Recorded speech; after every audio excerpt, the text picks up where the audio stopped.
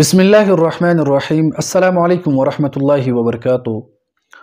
د ډیرو مقررین او د ډیرو ناتخوانانو څخه تاسو به دغه خبره اوریدلې وي چې د معراج په دغه سفر باندې رسول الله صلی الله علیه وسلم هغه چې کله عرش ته لاړو نو الله پاک ورته وفرمیل چې محبوبه سره د سپلو سره راځه، نعلین مبارکو سره راځه، په دغه عرش باندې قدم کیږده. نو داسې قسمه خبرې دا حقیقت حال سره هیڅ تعلق نه لري.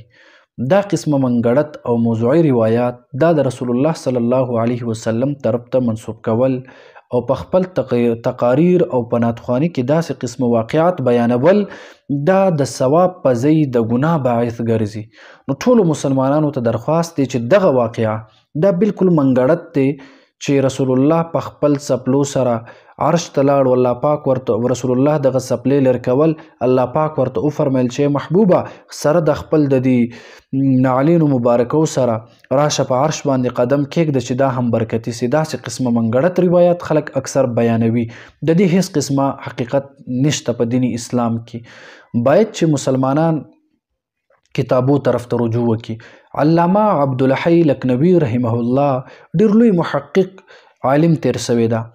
هغه په خپل کتاب الآثار المرفوعه فی الاخبار الموضوعه کې د دې واقعي وضاحت کوي او هغه د خپل تحقیق مطابق او د علامه زرقانی رحمه الله د شرح المواهب په حواله سره هغه دا واقعه په باره کې فرمایي چې دا منګړت او موضوعي واقعه ده، د دې حقیقت حال سره هیڅ قسمه تعلق نشته.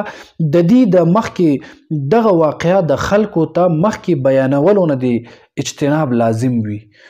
نو هغه ډېر لوی محقق عالم دی، هغه په دې باندې تحقیق کړی دی چې رسول الله صلی الله علیه وسلم طرف ته دغه واقعه منسوب کول دا بالکل جایز نه ده. نو ټول مسلمانان دي داسې قسم واقعه بیانولو نه اجتناب وکړي.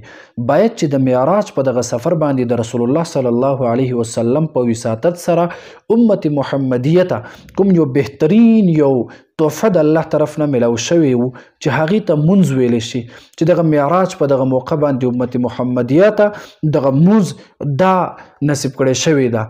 نو ټول مسلمانان د دغه منځونو فضایل یا د منځونو مسائل د بیان وکړي او د منځ اهمیت او د منځ طریقه الفاظ د مسلمانانو ته وښایي، نه کې دغه شانډې منګړت روایات د معراج په دغه واقعه کې دی بیان وکړی شي، ځکه چې دغه منځ دغه مسائل بیانول دا ډېر زیات مفید وي، ځکه چې دا منځ د مسلمان معراج وي، دا منځ د رسول الله د سترګو ټنډک او د الله تعالی د رضا سبب دی.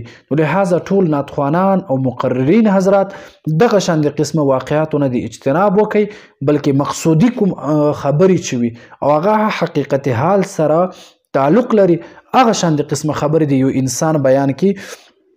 باقی داسې رقمه خبرې چې هغه حقیقت سره هیڅ تعلق نه وي دا دی بیان نه کړی شي.